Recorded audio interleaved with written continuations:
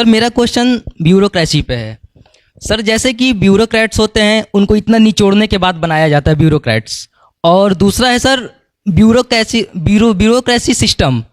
तो सर मैं ये जानना चाहता हूँ कि प्रॉब्लम हमारे देश में ब्यूरोक्रेट्स में है कि ब्यूरोक्रेसी सिस्टम में है, या फिर उसमें लूप होल्स हैं, तो क्या उस लूप होल से किसी वर्ग का कुछ फायदा होता है इसलिए उस लूप होल को हटाया नहीं जाता है? तो सर इस पे आपका क्या विचार है? एक दृष्टिकोण होता है कि प्रॉब्लम इसमें है या उसमें है, उसके बाद की स्थिति है ये समझ रहे कि प्रॉब्लम इसमें भी है और उसमें भी है।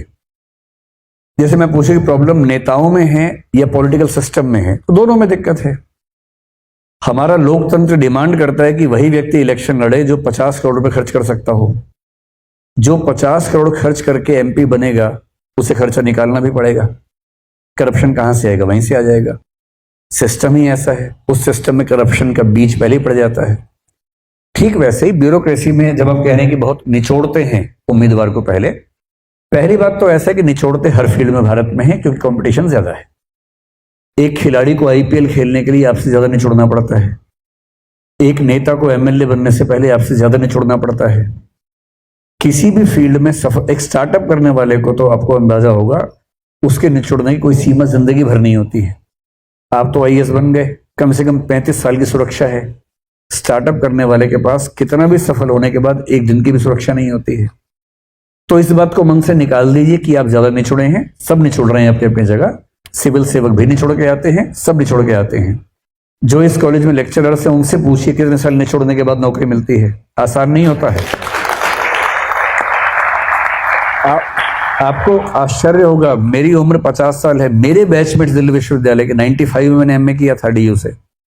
ये नरेंद्र जी मेरे बैचमेट हैं एमए के। उस समय के लोग अभी नौकरी ढूंढ रहे हैं। मैं मजाक नहीं कर रहा हूं। मेरे बैच के कुछ लोग आज भी इंटरव्यू के लिए जाते हैं कि उनको नौकरी मिल जाए। निचोड़ना ये होता है। आईएएस में तो बहुत कम निचोड़ना है, 6 साल मैक्सिमम है।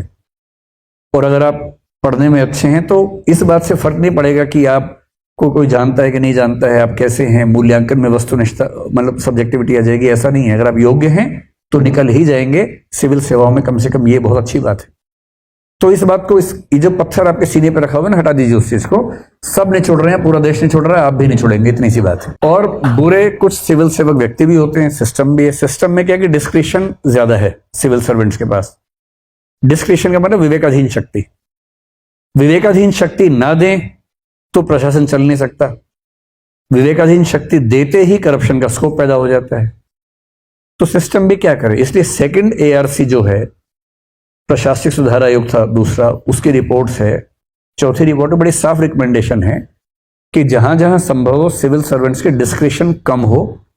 डिस्क्रिशन देनी है तो व्यक्ति को ना दे के समिति को दी जाए, और हर डिस्क्रिशनरी यूज की व्याख्या करना अनिवार्य हो। ऐसे कुछ प्रोविजंस हैं।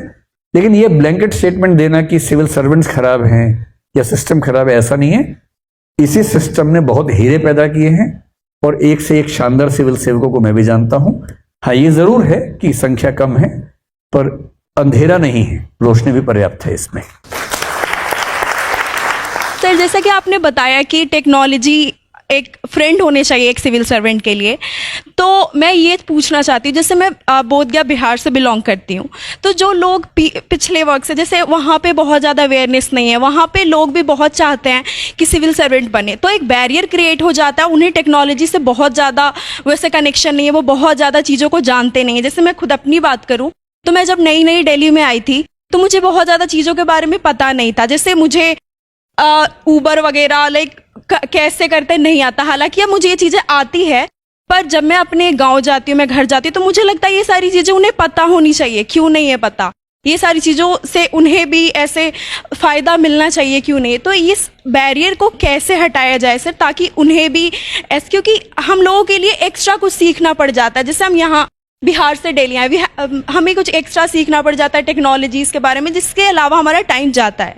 तो इस गैप को कैसे हटाया जाए? उसमें सारी जिम्मेदारी आपकी और मेरी छोड़ना है। समय और समाज खुद भी तो करेगा। जैसे आप बिहार से दिल्ली आई, ऊबर नहीं आता, सब आपको आ गया। मुझे अभी तक नहीं आता है क्योंकि जरूरत नहीं पड़ी कभी। जिस दिन जरूरत पड़ेगी मैं ऊबर सीख लूंगा। 1 मिनट में ऊबर सीखना कौन सी बड़ी बात है। तो आपके गांव के लोग जिस दिन दिल्ली आएंगे 3 दिन में सीख जाएंगे ऊबर। मेट्रो पहले दिन सीख जाएंगे। थोड़ा दिक्कत होती है। आप एयरपोर्ट पे जाएंगे, जो सीढ़ियां अपने आप चलती हैं, पहली बार चढ़ने में बड़ा घबराहट होती है। कई लोग वहां खड़े हो जाते हैं साइड में जाके, काफी देर देखते हैं सबको जाते हुए, कैसे चढ़ा कैसे चढ़ा। आधे घंटे के बाद हिम्मत करके जाते हैं, झटका खाते हैं, 2 बार के बाद आराम से उतरते हैं। तो तकनीक की अच्छी बात क्या है कि कोई भी इसको सीख सकता है समय के साथ। लेकिन गांव में उबर नहीं चाहिए। जब आप कलेक्टर बनेंगे तो अपने गांव के लिए क्या कीजिएगा, एक उबर जैसी ऐप जिसमें रिक्शा और बैलगाड़ी की सर्विस मिल जाती हो, घोड़े की सर्विस मिल जाए, बैल की सर्विस मिल जाए।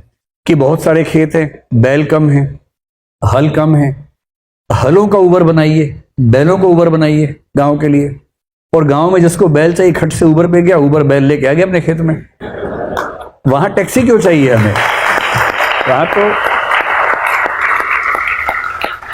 इसलिए तकनीक गांव के लोग वही अपनाएंगे जो उनके काम की होगी। उनको टैक्सी से क्या मतलब है? सर मेरा सवाल एक्चुअली ये था कि वहाँ से भी रह के बहुत लोग आगे निकलना चाहते हैं, तो वहाँ के लोग रह के टेक्नोलॉजी से ऐसे जो क्रिएट होता है कि वो कुछ टेक्नोलॉजी के लिए करना चाहते हैं, जैसे कि मैं आखिरी बात कहता हूं, आपको ऐसा लग रहा है कि गांव के लोग तकनीक से बहुत दूर हैं, ऐसा बिल्कुल नहीं है। अब ये मुझे भी ऐसा लगता था एक जमाने तक। पहले मुझे लगता था गांव के लोग बहुत सीधे साधे होते हैं, बाद में समझ में आया कि नहीं, ऐसे ही होते हैं, एक जैसे ही होते हैं। बाद में तकनीक की बात मैं अगर कर दूं आपसे, आपको आश्चर्य होगा कि पिछले 5 साल में जब से हमारे पास 4G टेक्नोलॉजी आ गई है, अब तुम 5G के जमाने में आने वाले हैं। 4G और 5G तकनीक ने गांव और शहर की दूरी जितनी कम की है, उतना कोई सरकार आज तक नहीं कर पाई है। स्मार्टफोन सेकंड हैंड 2-3 हजार रुपए में मिल जाता है कहीं भी, सेकंड हैंड अगर कोई लेना चाहे तो। जो अफोर्ड कर सकते हैं गांव के लोग भी, उनके पास स्मार्टफोन है, एक मोबाइल कनेक्शन है, यूट्यूब सबको पता है, इंस्टा सबको पता है। जिनको नहीं पता 6 महीने पता लगी जाएगा। डेटा के मामले में हमारा देश सबसे सस्ता डेटा प्रोवाइड करने वाले देशों में से एक है, जो और बढ़ेगा ही बढ़ेगा अभी आगे। जितना गैप गांव शहर में पिछले 5 साल में कम हुआ है, उतना पिछले 500 साल में नहीं हुआ था। और अगले 5 साल में इसका 5 गुना ज्यादा होने वाला है। दिल्ली में जो पढ़ाई हमारे इंस्टीट्यूशन में होती है, कोविड की वजह से, ऑनलाइन तकनीक की वजह से पहली बार आपके गांव का व्यक्ति गांव में बैठ के कर सकता है, पहले नहीं कर सकता था। अब गांव में रह के क्या नहीं हो सकता। हार्वर्ड यूनिवर्सिटी के सारे कोर्सेज गांव में मिल रहे हैं ऑनलाइन, हर विश्वविद्यालय के मिल रहे हैं। किसी का हार्वर्ड जाने का मन था, नहीं जा पाया, ऑनलाइन कोर्स कर रहा है, डिग्री मिल रही है उसको, उसकी वैल्यू भी है, क्लास भी करता है। पिछले 5 साल ने इस दुनिया के इतिहास में दूरियां दूर करने में सबसे बड़ी भूमिका निभाई है। अब गांव मुश्किल से 5-10 साल बाद आप देखेंगे गांव के व्यक्ति को हर वो सुविधा उपलब्ध है जो फिजिकली हो सकती है तकनीक की मदद से। उबर शायद नहीं हो पाएगी क्योंकि वो उतना आसान नहीं है, और होगा भी तो एक टैक्सी आ जाएगी शहर से, स्पेशल प्राइस पे आ जाएगी। लेकिन जो वहां चाहिए बेसिकली वो सब सर्विसेज तकनीक की मदद से मिलेंगी।